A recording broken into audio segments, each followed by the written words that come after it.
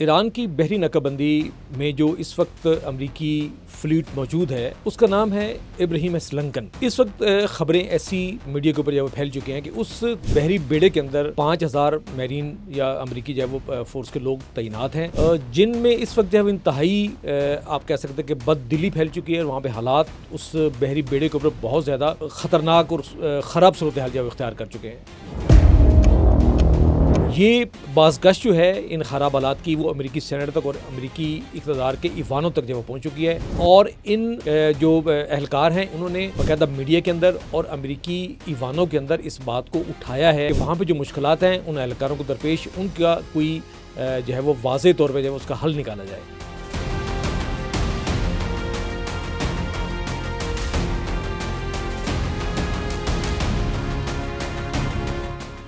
मैं हूं ज़ाहिद मलिक और आप देख रहे हैं द लॉस्ट डॉन। अमरीकी साबिक जनरल माइक मुल्लर ने कहा है कि अमेरिका को ये तवक्को नहीं थी कि ईरान खित्ते में मौजूद उसके अड्डों को तबाह कर देगा, यानी उसके जितने अड्डे हैं मिलिट्री बेसिस जो हैं तकरीबन 19 के करीब उनको तबाह कर देगा। अमरीकी जॉइंट चीफ ऑफ स्टाफ के साबिक चेयरमैन माइक मुल्लर ने ABC न्यूज़ से गुफ्तगू करते हुए मगरबी एशिया में तैनात अमरीकी फ़ौजियों बिलखसूस तैयारा बरदार बहरी जहाज़ USS इब्राहिम लंकन के एहलकारों की सूरत हाल का जायज़ा लिया। उन्होंने इस तैयारा बरदार बहरी जहाज़ के तवील मिशन के बारे में कहा कि ये सूरत हाल काबिल ज़िक्र और इंतहाई मुश्किल रही है और ये तैनातियाँ बहुत मुश्किल होती हैं। तारीख़ी तौर पर हम आम तौर पर किसी बंदरगाह पर जा सकते थे, वहाँ आराम करने, मरम्मत का काम मुकम्मल करने और फिर दोबारा कार्रवाइयों में वापस आ जाते थे। हत्ता कि वियतनाम की जंग के दौरान भी हम ऐसा ही करते थे। मुल्लर ने मजीद कहा कि मौजूदा मसला ऑपरेशनल इलाके यानी कि AOR में इन मकामात से मुतल्लिक है जहाँ हम ये काम सर अंजाम देते हैं, यानी कि बहरीन जो इस वक्त तनाज़ा के बीच में है। ये बहरीन और मुत्तहिदा अरब अमारात, ये मकामात अब खुद आदाफ बन चुके हैं। यानी कि बहरीन का आपको पता होगा कि वहाँ पे अमेरिकन का 5th फ्लीट जो है वो वहाँ पे मौजूद है और बहुत बड़ा जो है वो एक बहरी अड्डा है जो इस पूरे खित्ते के अंदर जो है वो यानी कि बहर अहमर से बाब अल मंदब में यानी कि बहर अहमर में और बहर अरब के अंदर जो है वो जितनी बहरी एक्टिविटीज़ है उनको कंट्रोल जो है वो अपने हाथ में रखता है।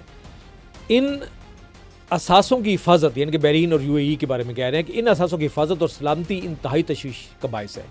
सादा अल्फाज में कहें तो अब ऐसी कोई आसान जगह हमारे लिए मौजूद नहीं जहाँ हम बंदरगाह पर जाकर रुक सकें, यानी हमें समुंदर में ही रहना पड़ेगा। बंदरगाह पर जाने की हमारी जितनी फैसिलिटीज़ थी इस खित्ते के अंदर वो ईरान ने तबाह कर दी है। इब्राहिम लंकन के हमले की सूरत हाल पर तशवीश का इजहार करते हुए उन्होंने कहा कि ख़बरों में हम जो कुछ देखा उससे मद्देनज़र रखते हुए मैं यकीनन जहाज़ की सूरत हाल के बारे में फ़िक्रमंद था।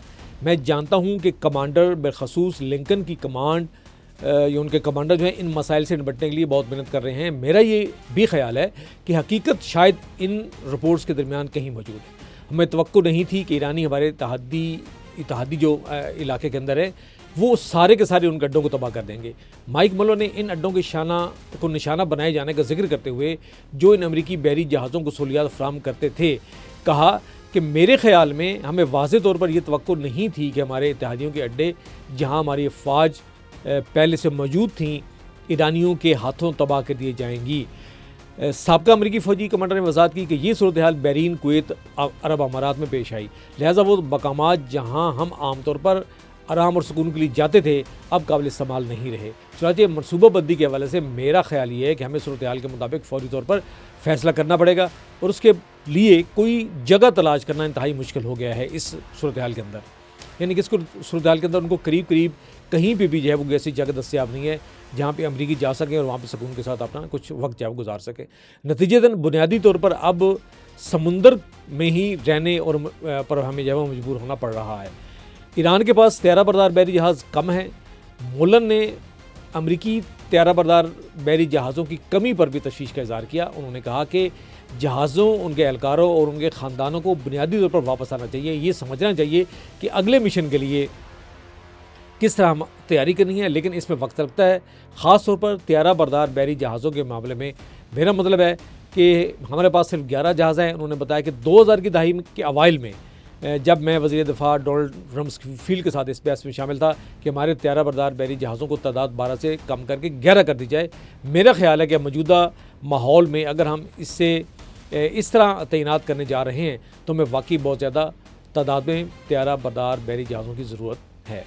इब्राहिम लिंकन जो कि 9 माह से मुसलसल समुद्र में मौजूद है, तो वहाँ पे 5000 के करीब मला और मैरीज मौजूद हैं। तकरीबन 9 माह से मुसलसल समुद्र में है और हालिया दिनों में उसकी सूरत हाल खासी खबरों में रही है। ईरान के ख़िलाफ़ जंग के दौरान इस जहाज़ की नामुनासिब हालात की वजह से मुख्तलिफ रिपोर्ट्स सामने आई हैं, जिनमें खुराक और दीगर ज़रूरी अशिया की कमी, सेहत व सफाई और प्लम्बिंग के मसाइल, डाक की तरसील में खलल, मामूल के मुताबिक बंदरगाहों पर ना रुकने के मौके न मिलना और अमरीकी फ़ौजियों के हमले के हौसले में शदीद कमी जब वो शामिल है। बाज़ एहलकारों के अहलखाना ने फ़ौजियों की बिगड़ती हुई ज़हनी कैफियत के बारे में भी तशवीश ज़ाहिर की है और ये भी इतलात है कि बाज़ मलाओं की जानब से समुंदर से जहाज़ में छलांगे लगाने या ख़ुदकशी की कोशिशों की इतलात भी सामने आई हैं और इनके ख़ानदान जो हैं और दीगर ज़राए जो है वो उनको इस खबरों की तस्दीक कर रहे हैं। तो ये सूरत हाल है और इसी सूरत हाल को सामने रखते हुए इस जहाज़ और इसके हमले को वापस बुला लिया गया है और उसकी जगह नया जहाज़ है वो खलीज अरब में या अपने हरमुज़ के करीब जो है वो पहुंचने वाला है।